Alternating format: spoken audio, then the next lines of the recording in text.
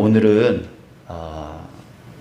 오늘 말씀은 지난주에 이어서 올해 주님께서 우리에게 주신 약속의 말씀 그 후반부를 함께 나누겠습니다. 우리 가정의 달의 말씀을 나눠야 되는 그런 내용의 말씀이기도 하지만 여러분들 올해 하나님께서 저와 여러분들에게 주신 이 약속의 말씀 우리가 마음판에 새기고 다시 한번 이 후반기를 시작하는 저와 여러분들 되시길 축복합니다. 여러분들은 지금 하나님을 예배하고 계시죠? 예배하고 계시죠? 그렇죠. 예배란 무엇일까요? 예배란 하나님을 높이는 것이고 하나님을 존경하는 것입니다. 그렇죠? 자, 그렇다면 하나님을 가장 존경하는 방법이 무엇일까요? 그것은 다른 것에 있지 않습니다. 하나님이 말씀하시는 말씀을 순종하는 겁니다. 그것만큼 하나님을 존경하는 것이 없고 그것만큼 하나님을 기쁘게 하는 것이 없는 것이에요. 누군가가 내가 말했는데 내 말을 무시했어요. 누군가가 내가 말을 했는데 내 자녀가 말을 듣지 않아요. 아무리 나는 엄마를 사랑해요. 나는 엄마를 존경해요. 아무리 떠들어봤자 엄마가 말하는 말을 무시하고 또 그 말을 듣지 않는다면 그것은 결코 사랑이 아닌 거죠. 여러분들 하나님을 사랑한다면 또 하나님을 온전히 존경한다면 또 경외한다면 우리에게 나타나야 될 하나의 모습은 무엇이냐면 바로 하나님이 내게 주신 말씀 그것을 순종하는 것입니다. 순종하는 것이 바로 진정한 예배인 것이에요.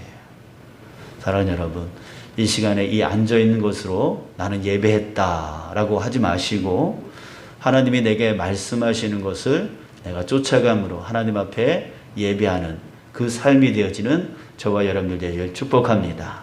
아멘. 자, 오늘 말씀을 다시 한번 살펴보는데요. 12절부터 21절까지 하나님이 우리에게 주신 올해의 말씀이잖아요. 자, 그랬을 때 이 말씀을 두 부분으로 나누어서 지난주에 봤던 12절부터 17절까지 또 18절부터 21절까지 이렇게 두 부분으로 나눌 수 있는데요. 12절부터 17절까지는 개인적인 것에 초점을 맞추고 있습니다. 다시 말해서 개인적인 성품, 개인적인 신앙, 그것에 초점을 맞추고 있어요. 자, 그리고 그렇게 해서 긍휼과 자비와 겸손과 온유와 오래 참음을 옷 입으라. 누가 누구에게 불만이 있든지 서로 용납하여 피차 용서하라. 이 모든 것 위에 사랑을 더하라. 또 그리스도의 평강과 그리스도의 말씀이 풍성하게 하고 감사하는 자가 되고 온전한 예배자가 되라. 이 말씀이 바로 12절부터 17절까지 말씀인데요. 이 말씀은 바로 우리 자신 개인적인 그런 성품과 신앙에 대한 말씀인 거예요. 자, 그리고 이어서 나오는 말씀이 18절부터 21절인데요. 무엇에 초점을 맞춘 말씀이죠? 바로 가정이에요. 개인적인 성품과 신앙을 먼저 초점을 맞춘 그 다음에 가정에 초점을 맞추고 있다. 이것은 참 의미 있는 뜻입니다. 자, 왜 그렇습니까? 우리 옛말에 이런 고사성어에 이런 말이 있죠. 수신제가 치고 평천하. 그렇죠? 먼저 몸과 마음을 닦아 수양하고 또 그리고 나서 집안을 가지런하게 하며 또 그리고 나서 나라를 다스리고 천하를 평한다. 그런 의미를 갖고 있습니다. 자, 성경에서 또 그 옛말에 동일하게 말하고 있어요. 여기서도 먼저 자신의 개인적인 성품과 신앙에 대해서 초점을 맞추고 그 다음에 가정, 그 가정 다음에 사회 이렇게 나가듯이 바로 이 고사성어에서도 동일하게 그렇게 자기 자신부터 시작해서 가정을 거쳐 사회에 대해서 얘기를 하고 있다라고 하는 거예요. 지금 사는 세상을 보아도 우리는 이것을 알 수가 있습니다. 가정이 사회 일을 하는데 많은 걸림돌이 되는 것들을 우리가 보게 되어집니다. 사회에서 뭔가 하려고 하면은 이런 말을 들을 때가 있어요. 지 가정도 제대로 간수하지 못하면서. 이런 말을 들을 때가 있습니다. 특히나 정치인들이 그런 평가를 많이 받죠. 선거 때만 되면 이제 대선이 얼마 남지 않아서 이제 후보들이 추려지고 있는데요. 이 선거 때만 돌아오면 서로 비판하는 도구가 바로 가정이에요. 아내 문제, 친인척 문제, 또 자녀의 군대 문제, 또 자녀의 인성 문제, 또 재산 문제 등등의 그 가정의 문제를 갖고 자꾸만 트집을 잡고 끌어내리려고 하고 흠집을 내려고 하는 그런 모습들을 보게 되어집니다. 자, 그래서 가정을 자꾸만 걸림돌로 만들려고 하죠. 자, 신앙인들도 역시 마찬가지입니다. 항상 가족 구원과 또 가족의 그 믿음에 대한 무거운 짐을 가지면서 살아가고 있죠. 뭐 전도하려고 하면 지 가정도 구원시키지 못하면서 뭘 전도야, 뭐 이런 식으로 생각할 때가 있고 또 그런 식으로 평가받을 때가 있습니다. 자, 정리해 보면 우리 두 가지를 정리해 볼 수 있는 것 같아요. 첫 번째는 가정은요, 개인 신앙의 검증 장소이다 라고 하는 것입니다. 개인 신앙의 검증 장소. 교회 사회에서는 자신의 신앙을 보기 좋게 치장할 수 있습니다. 우리 지금 교회에서 이렇게 함께 모였는데 깔끔한 옷을 입고, 또 반듯한 자세로, 또 하나님 앞에 찬송과 기도 열심히 하고, 또 이렇게 말씀을 귀담아 잘 듣고 있는 모습을 보면 여러분들의 신앙은 정말 완벽합니다. 보기 좋습니다. 그렇죠? 또한 사회에서도 마찬가지입니다. 보기 좋게 치장하면서 사람들에게 저 사람 참 성실하고 착하고 보기 좋아, 이런 평가를 받을 수 있습니다. 자, 그런데 가정에서는 그럴 수 없는 거죠. 가정에서는 그럴 수 없어요. 이미 가족끼리는 본 모습을 다 알고 있잖아요. 다 알고 있어요. 그렇기 때문에 좋은 신앙으로 한두 번 가린다고 해서 좋게 보이지가 않는 거죠. 오히려 그렇게 하면 어떻게 말합니까? 가증한 것. 척한다고 하잖아요. 이중적인 모습이라고 평가를 하게 되어져요. 신앙인들의 자녀들이 교회를 떠나는 이유 중에 그 부모와 가족들의 그 이중적인 모습, 교회에서 하는 모습과 가정에서 하는 모습이 다르기 때문에, 그것 때문에 가증하다, 이거는 온전한 신앙이 아니고 하나님은 없다, 이렇게 생각을 한다는 거죠. 그렇기 때문에 결국 그 자녀들이 신앙을 떠나게 되어지는, 또 신앙으로 돌아오려고 하지 않는 그런 모습을 보여주고 있습니다. 자, 그러기에 정말 신앙이 좋은지는요, 어디서 판명이 되어질 수 있죠? 바로 가정에서 판명될 수 있는 거예요. 가정에서 검증되어질 수 있는 거예요. 그렇기 때문에 가정이 중요하다는 거죠. 얼마 전에 그 연예인 중에 조혜련이라고 하는 사람 아시죠?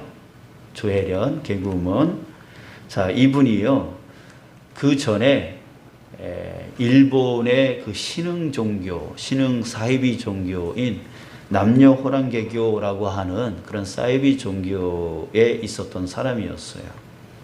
그런데 이 사람이 전도를 받고 기독교인으로 개종을 했습니다. 자, 그런데 이분이 요즘 한 기독교 방송에서 아들 군대 가기 전에 성경을 가르친다고, 아직 그 아들이 그 신앙적으로 믿는지 안 믿는지 잘 모르겠지만 성경적인 지식이 없더라고요. 그래서 아들 군대 가기 전에 성경을 가르친다고 아들 앉혀놓고서 1대1로 성경 가르치는 모습을 방송으로 이렇게 만들어서 방송을 하더라고요. 그런데 그 아들이 하는 말이 저에게 의미 있게 다가왔습니다. 무슨 말을 하냐면 인터뷰를 하는데 우리 엄마는요 요즘 하루 종일 성경만 봐요. 아무리 주변에서 시끄럽게 하고 막 방해를 해도 꿈쩍도 안 하고 성경만 봐요. 그런데 그 다음 말이 저한테 의미 있게 다가왔습니다. 뭐라고 하냐면 정말 대단한 것 같아요. 이런 말을 해요. 이 정말 대단한 것 같아요. 이 아들의 그 말에서 그 엄마에 대한 평가가 이렇게 나왔다라는 얘기예요. 여러분들 정말 우리 자식들은 그 부모를 얼마나 냉철하게 봅니까? 딱딱 집어내잖아요. 자, 그런데 그 아들의 입에서 엄마의 모습을 얘기하는데 정말 대단한 것 같아요. 이렇게 말을 했다라고 하는 것은 그냥 한두 번 그런 모습을 보였다고 해서 그런 평가를 하는 것이 아닌 거죠. 그냥 보여주기식으로 우리 자식들이 공부 열심히 하기 위해서 부모가 책을 읽어야 된다라고 하니까 자식들 보는 앞에서 책을 몇 번 읽다가 에이씨 못 읽겠다 그래가지고 집어치우는 경우가 많잖아요. 그렇게 보여주기식의 그것은 효과가 없는 거죠. 오히려 악한 영향력을 끼칠 수밖에 없어요. 근데 아들이 이렇게 평가를 했다라고 하는 것은 한두 번 보여주기식의 성경 읽는 그런 모습은 아니었을 거라는 거죠. 또 그 다음에는 뭐예요? 성경만 보면은 되겠어요? 삶이 따라가야 되는 거죠. 말씀을 보았을 때 그 말씀이 삶으로 이어져야 또한 이런 평가가 나올 수 있는 거 아니겠습니까? 그래서 조혜련 씨가 그 말씀을 열심히 봤다라고 하는 것은 열심히만 본 게 아니라 그 말씀대로 살아가려고 그 자식들에게 그런 모습들을 꾸준히 보였다라고 하는 것이에요. 그러지 않으면 이런 아들의 입에서 이런 말이 나올 수가 없다라고 하는 거예요. 정말 신앙은 교회에서나 사회에서 평가받는 게 아니라 신앙은 가정에서 검증되어질 수 있는 겁니다. 또 두 번째 우리가 생각해 볼 수 있는 것은 가정은 사회에서 일하는 발판이 되어진다라고 하는 것이죠. 아까도 얘기했지만 가정이 온전치 못하면 사회에서 일하는데 많은 걸림돌이 되는 것이에요. 지가정도 제대로 간수하지 못하면서 라고 하는 그 말을 듣게 되어지는 것이죠. 자, 그런데 가정 때문에 사회에서 더 존경받는 경우도 많이 있습니다. 제가 신방을 이렇게 하다 보면은 실망이 좀 되어질 때가 있어요. 뭐냐면 교회에서는 참 따뜻하고 참 성실하시고 헌신 많이 하시는 그런 분이라고 생각을 했는데 그 가정에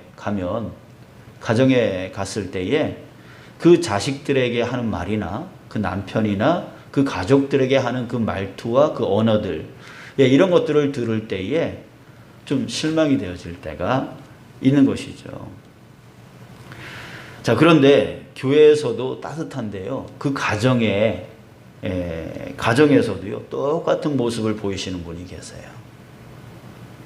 항상 사랑하려고 하고, 섬기려고 하고, 그렇게 하려는 그런 모습들이 교회에서나 가정에서나 똑같이 보이는 사람이 있어요. 그런 사람들은요, 좋다라고 하는 것을 뛰어넘어서 존경스럽다라고 하는 마음까지 듭니다. 여러분들 그래요. 이 사람의 모습이 내가 보는 모습이 진짜일까라고 알려면 그 가정을 가보면 안다라고 하는 말이 있습니다. 그래서 우리 여기 청년들이 있지만 이제 애인을 사귀고 결혼 준비를 할 때가 올 거예요. 그랬을 때 최종적으로 그 사람의 상대방의 가정에 가보는 거죠.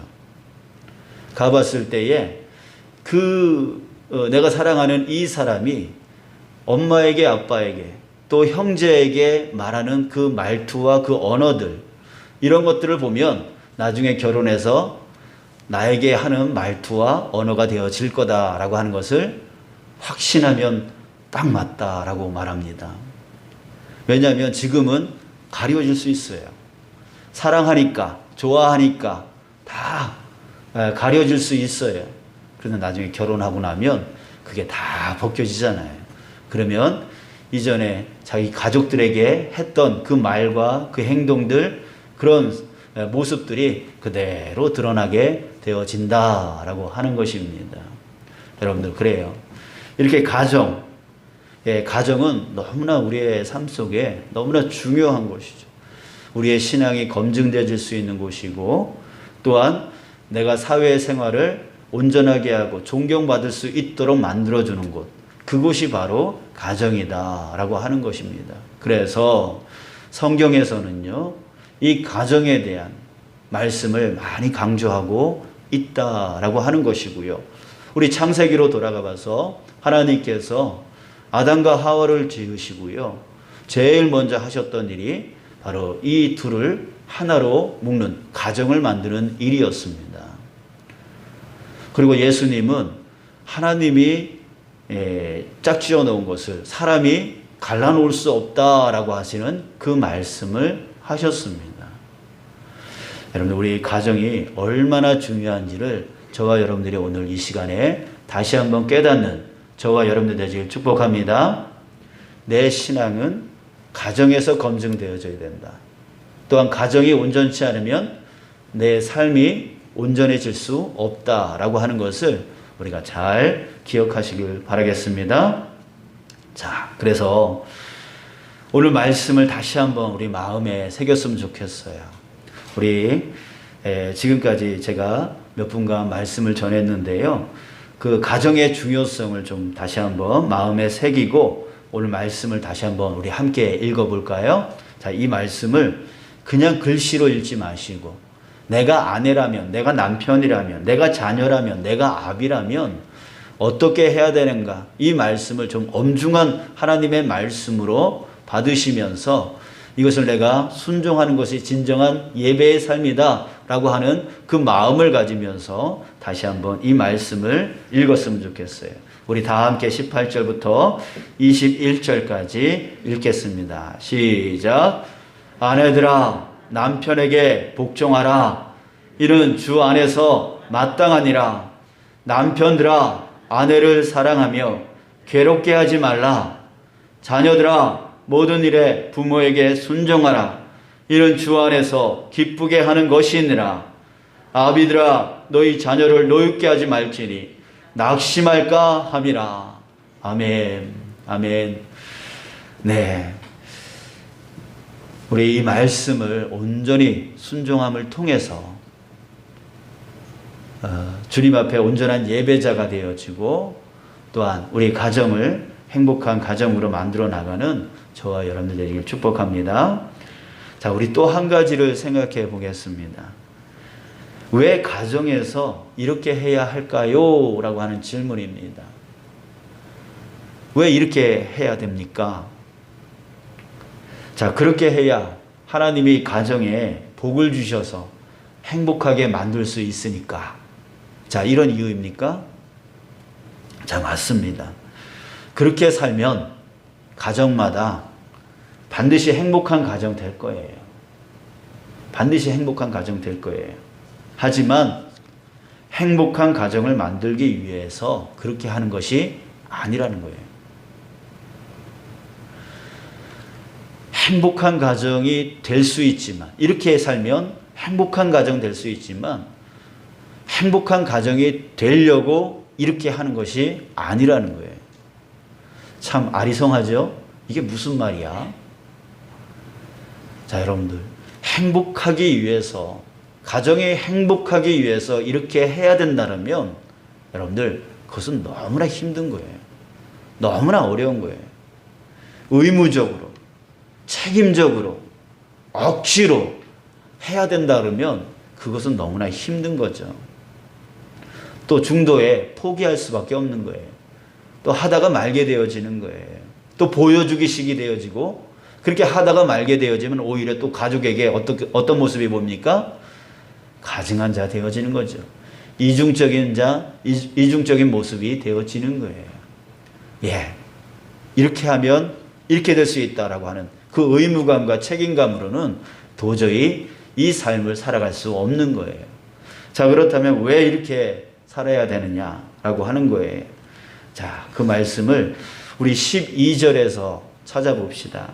12절에서 긍휼과 자비와 겸손과 온유와 오래 참음을 옷 입으라 라고 했습니다. 자, 그런데 우리 기억나십니까? 왜 입으라 라고 했죠? 자, 그 이유는 너희는 하나님이 택하사 거룩하고 사랑받는 자처럼 이라고 했기 때문이에요. 자, 이 말은 무슨 뜻입니까? 우리가 누구냐가 중요하다라고 하는 거예요.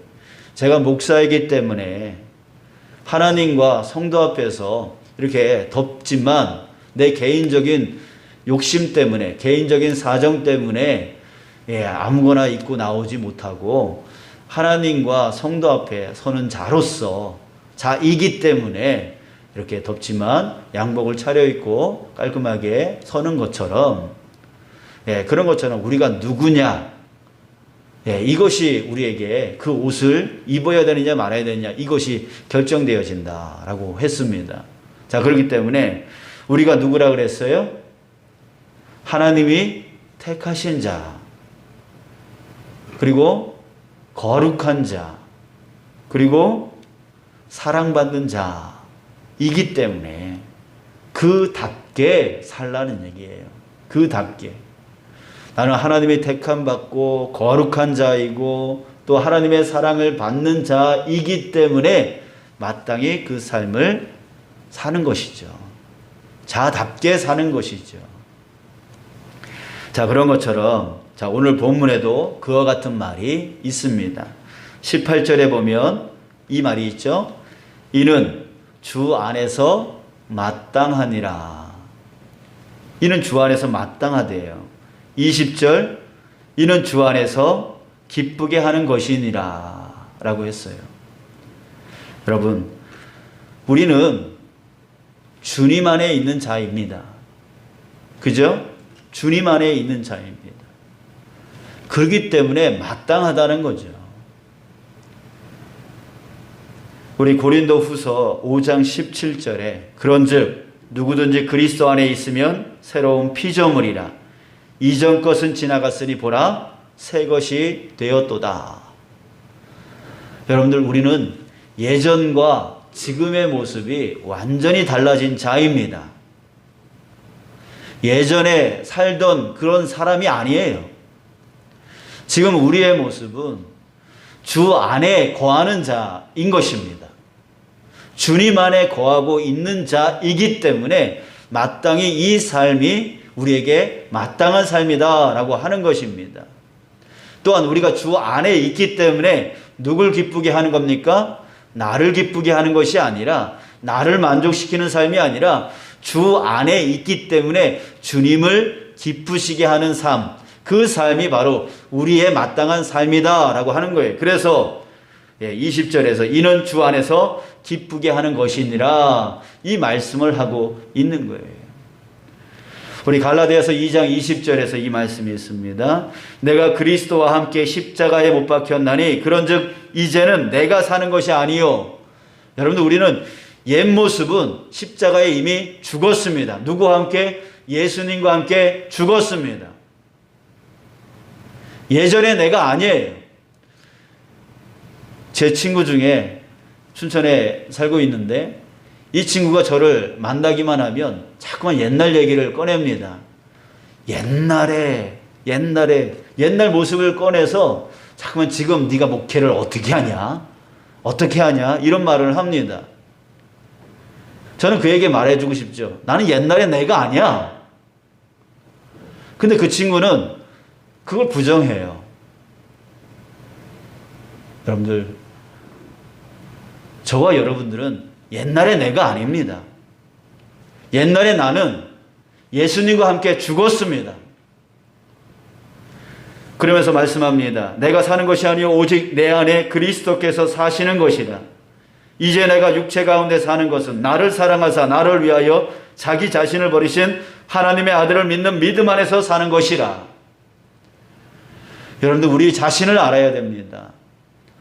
우리 자신은 옛날에 내가 아니라 다른 사람들이 옛날에 너지라고 말하고 있을 때에도 우리는 그것을 부정하고 옛날에 내가 아니다라고 하는 것을 우리는 깨달아야 되는 거예요. 주장해야 되는 거예요. 그렇게 생각해야 되는 거예요. 그렇기 때문에 옛날의 그 모습으로 지금 사는 것은 아니라는 거죠. 우리는 지금 주 밖에서 있다가 주 안으로 들어왔습니다. 그랬기 때문에 이제는 주 안에서 마땅한 삶을 살아가야 되는 것이죠. 그렇기 때문에 아내된 자들은 남편에게 복종하는 삶을 사는 거고, 남편들은 아내를 사랑하고 아내를 괴롭히지 않게 되어지는 거고, 부모는 자녀에게, 자녀는 부모에게 서로 존중하며 사랑하는 그런 모습으로 살아가는 거예요. 내가 저 사람을 저렇게 해줘야 내 가정이 평안하지, 내 가정이 행복하지, 이게 아니에요. 그것 때문에 하는 게 아니에요. 그것 때문에 하라는 게 아니에요. 내가 누구이기 때문에? 주 안에 있는 자이기 때문에. 예전에는 주 밖에 있을 때는 내가 내 마음대로, 내 뜻대로, 내 생각대로, 내 좋을 대로 했지만 지금은 아니라는 거죠. 주 안에 있기 때문에 주님이 기뻐하는 모습으로 살아가는 것. 그것이 마땅한 삶이기 때문에 가정 안에서 그게 힘들지만 그 삶으로 살아가는 거예요. 그럴 때 우리는 열매를 맺게 되어지는 거예요. 우리 삶이 바뀌게 되어지는 거예요. 자녀들이 내 모습을 보고 아, 진짜 신앙인이구나 라고 하는 그 삶이 되어질 수 있는 것이죠. 다시 조혜린 씨 얘기를 할까 싶습니다. 그는 이전에 이단 사이비 속에 빠져 있을 때 그곳에서 건진받아 구원받은 것에 대한 그 은혜가 넘치는 사람입니다. 그렇기 때문에 말씀이 좋았고 그 말씀을 매일매일 읽고 묵상하고 그 말씀대로 살고 싶은 그 열정이 그 안에 있었던 거예요. 그랬기 때문에 매일매일 성경을 읽을 수 있었고 방해가 있더라도 성경에 집중할 수 있었던 것이죠. 그랬더니 그 삶이 온전히 변화된 모습을 자식들에게 보여줬던 것이에요. 여러분들, 저와 여러분들도 저 사람에게 보여주기 식으로 우리 신앙생활 하지 않기를 축복합니다. 가정에서 내가 주 안에 있기 때문에 이 마음이 우리의 삶의 기준점이 되어지기를 간절히 축복합니다. 그래서 내가 속상하지만 힘들지만 어렵지만 내가 주 안에 있는 사람이기 때문에 그 생각을 우리가 하면서 우리 가정에서 오늘 말씀대로 순종하여 나가는 저와 여러분들 축복합니다. 우리 마지막으로 한 번 더 우리 오늘 본문 말씀을 읽겠습니다. 내가 주 안에 있는 자로서 그 마음가짐을 갖고 이 말씀을 함께 읽읍시다. 시작. 아내들아 남편에게 복종하라. 이는 주 안에서 마땅하니라. 남편들아 아내를 사랑하며 괴롭게 하지 말라. 자녀들아 모든 일에 부모에게 순종하라. 이는 주 안에서 기쁘게 하는 것이니라. 아비들아 너희 자녀를 노엽게 하지 말지니 낙심할까 함이라. 아멘. 이 시간에 우리 함께 잠시 기도하겠습니다. 우리 먼저는 회개합시다. 내가 주 안에 있으면서도 여전히 나의 기쁨, 나의 욕심, 나의 편안함, 나의 나에게 초점을 맞추고 있었던 것을 우리 회개합시다. 주 안에 있는데, 주님이 나의 주인이신데, 주님을 위해서 살아야 되는데 여전히 나 자신을 위해서 그 행동을 했고 그 삶을 살았던 것을 우리 이 시간에 용서해 달라고 우리 회개하고요. 오늘 이 말씀대로 순종하여 살 수 있도록 주님 이끌어 달라고, 힘부어 달라고 위해서 우리 함께 기도합시다. 기도하겠습니다.